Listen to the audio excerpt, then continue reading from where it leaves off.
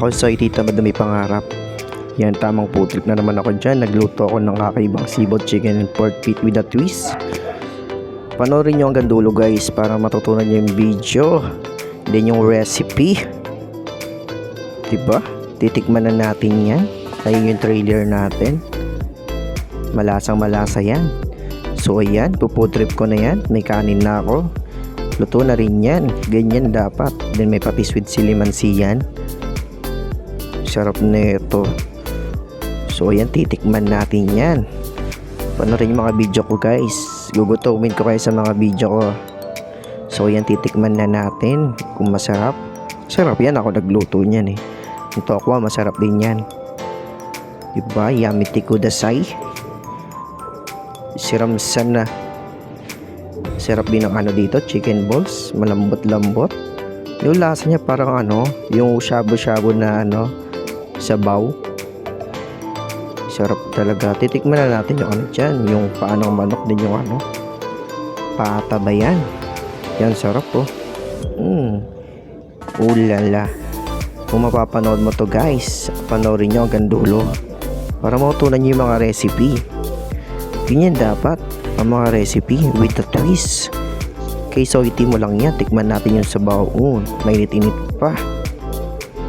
Yan sarap talaga ng food trip ko dyan.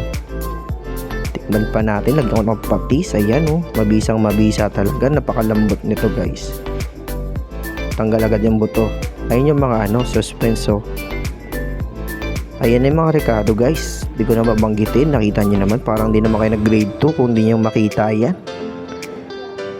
Ayan diba? Kakaiba yan.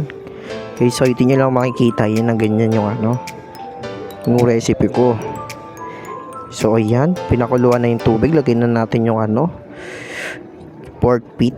Then yung chicken feet. Palalambutin natin yan. Lagyan na sibuyas, luya. Then yung wang ba, di yan mawawala. Pakuluan natin yan. So kumukulo na. Lagyan natin ng laurel. Then yung pollen. Mga 300 gramo yan. Then yung main ingredients, talagay na rin natin dyan. Ayan yung sibot mabisa talaga yung lasa niya pag naluto. Papakuluan pa natin yan para lumambot. Tatakpan ko muna. So ayan, malambot na yan. Lalagyan natin ng seasoning. Para malasa na talaga yan. Ubusin natin isang sachet. Sarap talaga nito pag naluto. Mabango pa siya. Lagyan natin ng patis. Ganyan lang. Tansya tayo. Tansya lang. Titikman na natin. Naluin ko. Kung okay na ba yung lasa.